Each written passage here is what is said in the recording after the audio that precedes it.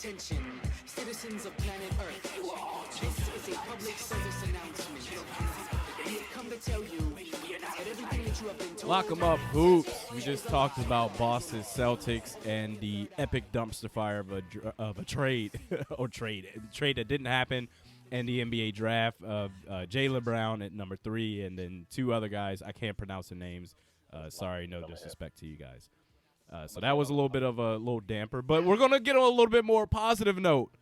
Mr. Mastermind, the Lakers, they got a shot in the arm. Maybe they've got some a ray of light now with Brandon Ingram.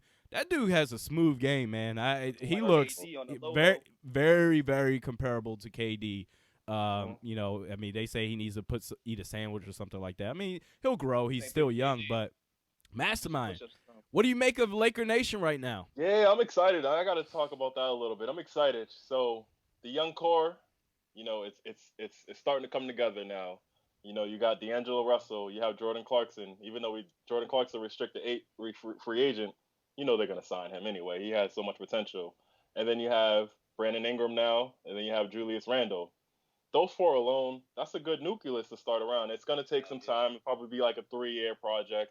But if they get, you know, DeMar DeRozan or whoever, if KD decides to come there, whoever, you know, if a key vet, key star goes there, then that's a playoff team, I think. At least 8th seed, 7th seed, at least can contend for a little bit. I'm not saying championship, but it's definitely a good start off. Ingram, I think he has the highest ceiling of all the players, young core that we have there, especially because of his length. He's like 6'8", 6'9", like a 7'2" wingspan, can D up. He could shoot a 3. He shot 40% at Duke last year. I mean, that's pretty good for a college kid. And then he could drive. He could do everything. He has a post game. He can fade away. So I'm excited about that kid. I just think, like you mentioned, he has to put on weight. That's inevitable. He's 190 right now. You have to put on like at least, you know, 210, 215. But like we said, he's only 18 years old. He needs time to grow.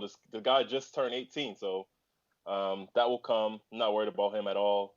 Summer League I think they start the Las Vegas in like July 7th or 6th or like that. So I'm definitely going to key into that just to see like how his game is and just to see, you know, what he's going to do. But I think we have a good future ahead. I think it was the perfect way I hated that Kobe had to have 3 years the way he went out. But now that he's out, we have money. These young players can actually grow and don't have to just watch Kobe shoot the ball right now. And we have a coach that actually is willing to play these young guys in Luke Walton. So D'Angelo Russell, I think he will be a lot better this year. He doesn't have Byron Scott in his ear. Nick Young will be out the locker room. He's making fun of him. Yeah, but he's making fun of himself throwing the phone into, you know, so I think he's gonna grow. I think he's learned from that mistake. So I'm just excited about the future. We'll see though. I think, like I said, I think Brandon Ingram has some comparisons to KD. Hopefully he become better than KD. We'll see. That's a hard task though. You know, he's a 4-time scoring champion, MVP, been in the NBA Finals. That's a hard, you know, comparison to live up to. But he hasn't played one game yet, so we'll see. That's my take on my Lakers. I'm excited. I'm very more excited than you are, BoldBarry, even though you guys will probably make the playoffs again. But at least I know we have a high ceiling. Not scoring in the third quarter, maybe win a game or two. Yeah, our ceiling is high. I think we're going to be something special coming up soon. So that's my take on my Lakers right here. Yeah, I'm pretty I'm actually excited for you guys. I looked at Brandon Ingram a little bit. Like I didn't watch him play at all at Duke. Like I said, like same thing like I said about with Jaylen Brown. I looked at, you know, his mixtape. I look at Brandon Ingram's. I look at Ben Simmons and everything like that. And the first thing that popped out of my eye about Kevin Durant was, yeah, this dude can score from anywhere, man. He can spot up, shoot, he can drive, he can create his own shot. You know, he can go to the basket, he can defend. He's really lanky, really long. You know, you said 6'9". I was like, you sure? I was like, is he 6'10" or, you know, something like that? But I hope he is. Yeah, He's able to do all that. But as far as Lakers, I think this is much more better as far as the bigger picture, because now this looks like a much more attractive place to come to for free agents. They need a center. Roy Hibbert, I think he's a free agent, but even if he wasn't, you don't need him. You need a real center. We'll see as far as free agency now. I'm interested to see how serious free agents take the Lakers this year, because when Kobe was there, it's like, all right, why do I want to play with Kobe? He's just going to jack up 50 shots a game, everything like that. But now that he's gone, it's open, and it's out there for you to create your own legacy. So Kevin Durant, will he go there? DeMar DeRozan, will he go there? You never know. We'll see what happens. I want to talk a little bit more about other teams, but BoldBarry, I'm gonna let you. Any comments on the Lakers? What you got, BoldBarry? I'm impressed with the Lakers and what they did, man. I see the young core, the young talent. I personally wanted somebody like Mr. Ingram, on my team, because turning over a guy who scored 25 points a game his senior year, I guess just doesn't cut it for third pick. But yeah, I mean it's a good solid good solid move for the Lakers, man. Like you said, they just got to attract the other pieces now, like the vets, an actual superstar, an established player who can actually give you off jump 25, 20 points a game or whatever. You also need that big man. So I'm proud of the Lakers. I'm not it's whatever. I'm just too upset about the Celtics. Yeah, you're just too upset right now, which I get it. And as far as just to even continue further, my Mavericks, they didn't have any pick because of the notorious Rondo trade, which I now call the Dwight Powell trade. They didn't make a pick until the 46th pick in the second round, so that was fun. So we talked about the Lakers. Let's talk about other stuff that happened in the draft, primarily the Orlando Magic. The Orlando Magic, my God. This goes back to last season. If you guys remember, I think this was before we did the video podcast. I think we were just doing audio when they made the trade for Tobias Harris. They sent Tobias Harris to the Detroit Pistons for Ersan Ilyasova, who's not a bad power forward, but I mean, come on. Tobias Harris was one of your better players on that roster. And then comes draft night, which was last night. Traded away Brandon Jennings, too. That's right. They traded away Brandon Jennings. And no, they got Brandon Jennings, I think, right? From Detroit. Yeah, the Magic. They got him. Yeah. Yeah, actually, you're right. Yeah. The Magic's got Brandon Ingram. I mean, I said Brandon. So now Brandon James. So now that comes back to draft night, where Ersan Ilyasova, who you got for letting Tobias Harris go, you sent him. You also sent Victor Oladipo. Whatever. You said Victor Oladipo, two-way, two-guard. He plays both ends of the court. This dude, in my eyes, is one of the top 10 shooting guards in the league. He's still young. He's still developing, and you let him go. And then they made the pick. Their pick was number 11. I forgot the dude's name. But you sent your first-round pick, Sabonis, to the Oklahoma City for Serge Ibaka. What the hell were you thinking? They for Serge Ibaka. All right. Time out. Let me start this one off real quick. When this trade first happened, I got outraged for Orlando fans. See, stuff like this really I take personal, even though I'm not an Orlando Magic fan. Just switching gears a little bit, I'm a Minnesota Vikings fan in the NFL. They have been notorious for making boneheaded moves up until the last few years. I remember when we traded Randy Moss away for Napoleon Harris. Because does anyone know who that is? Exactly. I know. Came from Oakland. He was a linebacker. Didn't do much. Whatever. So I'm all about. I get emotional when I see other teams and they sit there, they get up on the press conference and sit there and give that mumbo jumbo. Oh, this was a great deal for both teams and all this other stuff. This was a horrendous deal. But then I slept last night, and I slept on it, and I woke up, and I said, you know what? They did this for one of two reasons, the Orlando, because clearly the Thunder made away with this trade by and large. They got away with robbery, just like Bill Simmons said. He tweeted out last night that Oklahoma City, they should be arrested for robbery. The Orlando Magic, they agreed to this trade for one of two reasons. Either A, they really think Serge Ibaka is going to replace the production of Tobias Harris, Ersan Ilyasova, which technically is the Tobias Harris because you let Tobias Harris go for Ilyasova, then you trade that guy for Serge Ibaka. So they either thought that Serge Ibaka was going to replace Tobias Harris, Victor Oladipo, and their first-round pick combined. Or, option B, they're trying to do what the Philadelphia 76ers have been doing for the last decade, which is absolutely tank it, because what they ended up with, the number 11 pick on their own, or I don't know if that was a trade or anything like that. But if they ended up with the number 11 pick, they're like, okay, we can't, finish with the 11 pick again next year, because next year's draft class is supposed to be so talented. Let's get in the top 3. Let's just do this, because Serge Ibaka is going to be an unrestricted free agent after the season. He has 1 more year left. They know damn well they're not going to do anything with Serge Ibaka, Elfrid Payton, Vucevic, Aaron Gordon. They have no guards. They have no shooting in that. I mean, I don't know if Fournier's an unrestricted free agent. He might be, but they have nothing. Victor Oladipo and Tobias Harris is gone, and Ilyasova's not bad. He can replace Serge Ibaka's production over there for what just like him. Just like him, and he doesn't complain. And now the Oklahoma City Thunder, they got Russell Westbrook, Victor Oladipo. You could possibly get Kevin Durant back. I don't know. But I just think they're trying to do what the Philadelphia 76ers have been doing for almost a decade, as in, let's just, tank it out so we can try to get a Ben Simmons type of guy. So let me touch on that real quick. Please. I won't do too disrespectful to Serge Ibaka because he's way better than Ilyasova. But that trade was for, hell yeah. Way better? Yes. All right. Ilyasova has never done anything in his life in the NBA. Serge Last 2 Ibaka years. has led in his life. Serge Ibaka, he's had before he started becoming a 3-point shooter, he used to block a defensive blocker. Block shots. He was Serge Ibaka. He did very well in these playoffs against the Warriors. So he was like the 3rd best player. He actually did a lot better than what I thought he would do.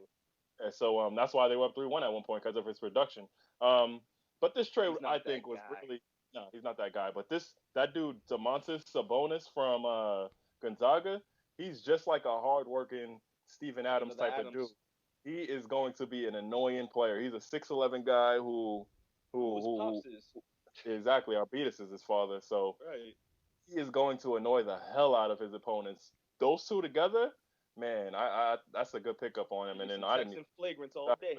And then you got Oladipo. I'm just confused on why the hell would you trade your best player? Like 18 games.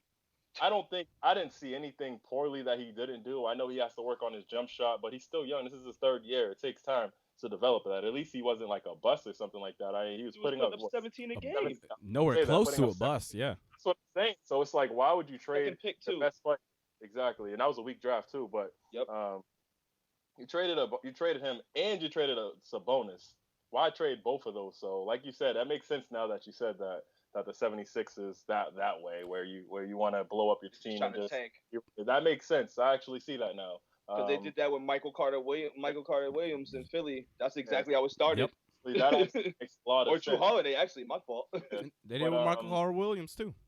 Yeah, that makes a lot of sense. But for the Thunder, my God, this makes it harder for KD to leave now. So I think I mentioned, I think he might sign that 1-year deal.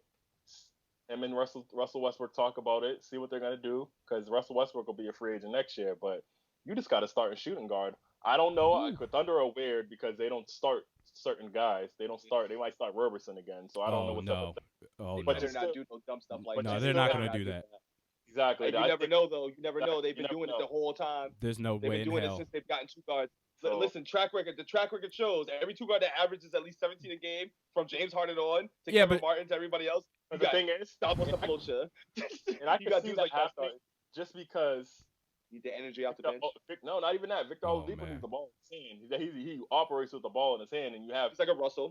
And if KD stays, he's gonna be a spot up shooter, and that's not his game. So he does need to come off the bench. But you do have Dion Waiters still there too. So I kind of want to see how. Right. I'm just saying. Like Dion Waiters is gonna play. He's gonna make. If he's not playing, he's going to. He showed out in the playoffs this year too. He played well. You got to play Dion Waiters. Dion Waiters is not he's not a scrub. No, that's your dumpster fire man, though. I don't know if he's a free agent this year, but I think he has 1 more year. I just want to see how those guards work together. Unless Russell's not going to change his game. He needs the ball in his hand. He has the highest usage rate in the league. So that gives him more triple doubles, if you ask me. Exactly, but I just want to know what they're going to do with that, how that will work. It's a cute team on paper. I just want to see how it works as an actual basketball. exactly how you play together. But on paper, that's a damn good trade, and it was smart for the Thunder because Ibaka throw that money away. You could dump that contract because you need to sign KD again, and like I said, potentially sign somebody else. and he hasn't produced like we thought he would after they traded James Harden for him, which is paid him all that money. I wonder how they feel now, but that's a terrible trade for the Magics. But I think it's a great team for the Thunder, and I think it's going to be hard for KD to leave now after that move because that's Sam Presti. Sam Presti is a really good general manager. He might be the best in the league because look what he did with that Thunder team from the draft. Puts people around KD and Russ, and it's not his fault they didn't produce this year and go to the championship. So he's doing his job. So the Thunder and the Magic, huh? Great trade for them. I personally thought it was a real cute move for the Thunder's part, and I think this was actually a way to bait Kevin Durant to stay. But I also read somewhere on one of my little websites that I like to look at some news that they were questioning whether or not the Thunder even asked KD about that move, and I seen some headlines about that. I didn't dig too deep into it, but I saw question marks as if like they didn't ask KD before they pulled the trigger on the deal. And then also I read somewhere else that this was also like the feeling was very similar to the Harden deal. I don't know how deep it is into that, what that means. That could be behind the office stuff, but I don't see this being bad for them, man. Like, I mean, no matter what the front office did and who, talked with Kevin Durant and who didn't, I think this move was a solid move because it's not like you traded for a bum. It's not like you got rid of Ibaka for like just some picks or something like that, where it's like it's leaving Kevin Durant uncertain. You got a third, fourth year guy. The guy's been on the uprise ever since he came into the league. Granted, he has to work on certain parts of his game, but with an athletic roster like they have and the up and down style that they play, it's gonna fit real well for him. I mean, I personally, Mastermind, you've known this since Oladipo's been drafted. Like, I've been a huge fan of Oladipo for what reason I don't know why, but I've been a huge fan of the man. So I see this actually as a way to keep Kevin Durant more. It makes it more attractive for KD to stay. And I'm gonna go off of what you said was saying he's gonna sign a 1-year deal. I think he signs a max if that's the case. Because he's a pretty loyal guy. That caps next year though. He wants that cap. Oh yeah, that's right. That's right. I forgot you laid out that whole outline. And so that's when that happens. And yeah, he'll definitely do the 1-year deal and then sign again next year because I just see that team being way too good. They're deep as hell. They finally got the James Harden filler that they were never able to have after they got rid of him. That's like my one thing I've always stressed that, like, with him gone, that forced Russell and KD to be the 2-man game that we always see, even though they could clearly get the other guys involved and we've seen it. But when it comes down to those final stretches, they play a 2-man game and they can finally have a third option where the defenses have to focus on that guy. Because Oladipo, we haven't seen him play that much only because he's in Orlando. So that, we don't see much. But I've watched a few games of Oladipo. He's clutch. He can ball. He can shoot a little bit. The midi, he can shoot a little bit. He still got to work on it. But he can do things that I think Robertson couldn't do. Thabo Cephalosha and them couldn't do. So this is a real cute move, and this will flirt with Kevin Durant staying in OKC. That's for sure. We didn't even name Kansas about to play a lot more now. Yeah, I think that's a move to make him play because he's getting like a $75 million deal playing what? Like you always said, like 15 minutes a game or something like what? A game. Why are you giving somebody that much money? Yeah, can you imagine the fast breaks now? Can you imagine the fast break, the open court now? Bro. Like, they might take turns. Woo! It's gonna be crazy. Like, yo, Depot, you want to dunk it? And Depot's like a really energetic guy. Yeah. Like he gets real. He's just like a Russell. Like on the low. Yeah. He's just like Russell. But now, change, go ahead. No, go ahead. I was gonna say, I have a sleeper in this draft, and his name is Thonmaker. Woo! The African from. Glad you brought him up. That's going to the Milwaukee Bucks. I don't either. It's a mystery, but I like that. I like that gamble. It's a 10th pick, and this draft's not that deep. And I think he's one of the most interesting players in this draft. 7'1", 7'1", dribbling like that, shooting like that. I mean, the Bucks. Remember before 2 years ago when they went to the playoffs, they were very big on defense, and last year they kind of got away from that. This guy got big. They got slow though. And they still that's the style they want to play. They got the freak and they got the Thon Maker, and then they have Michael Carter Williams. Those dudes are long as hell. Michael Carter Williams is like it's kind of like how are you gonna pass the ball in the passing lane? So they're gonna I think if he develops in the way he should, they're gonna be a scary team too. I think with Jabari Parker, I didn't even mention him. They're gonna be a good team. I think. I hope everybody develops because I want I keep saying this. I want someone to challenge the Cavs. So I hope he develops into one of those guys. So we'll Thon see. I Maker. think he's a sleeper. Touching on that, Go ahead. and touching on that Cavs, somebody touching the Cavs. I believe that we've been texting about this too. The Pacers are in line to do that. If you ask me, they need one or two things, but they're definitely in line to do that. I mean, we have to remember Paul George took this man, that super team that James had, Game 7s, like that. He did. And I also want to mention too, you look at the Greek Freak. They're talking about making him a point next year. What is he, like 6'8", 6'9"? Thon Maker could even handle the ball. Thon Maker's 7'1", and he can handle the rock. This dude, the way that the Bucks play, he fits them perfectly. It's like a match made in heaven when it comes to that. Guy too, so he loves it. Yeah, and I also want to talk about a sleeper too. I didn't even realize that the Cavs got this dude, Kay Felder. So I'm out in the Bay Area, out in the West Coast.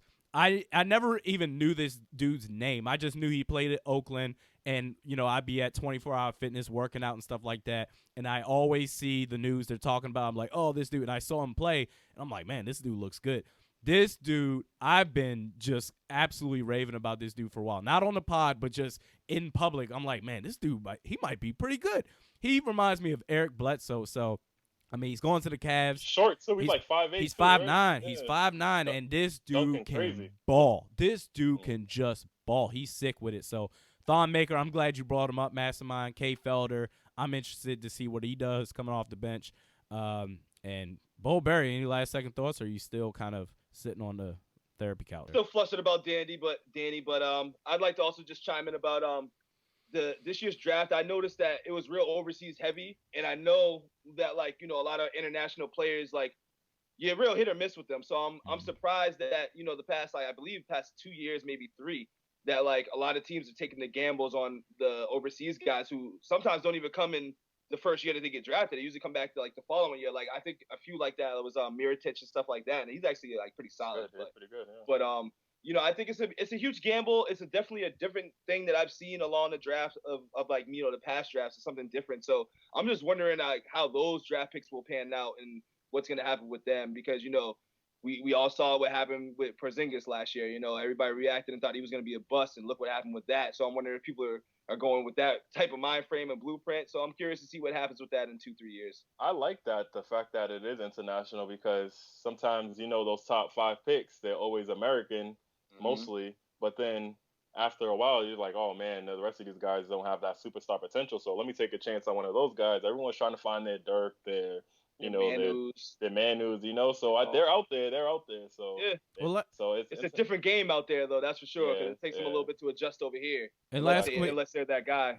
And last quick point, the way that the game is shifting, everybody's trying to mimic the Warriors. It's all about shot and finesse and everything. So now this opens the doors for international players more, because because now they can flourish in this type of system. So we'll leave it at there. Now we're going to talk, get back to the NBA Finals. We took a week off, but LeBron James secured that championship for the city of Cleveland. We are all wrong. 0-1 to start our NBA Finals predictions. Joining Stephen A. This is LockEmUp Hoops Podcast. This is LeBron, a top 5 player in the NBA. I'm Realistic Randy from MasterMin9 BoldBarry. Attention, citizens of planet Earth. This is a public service announcement.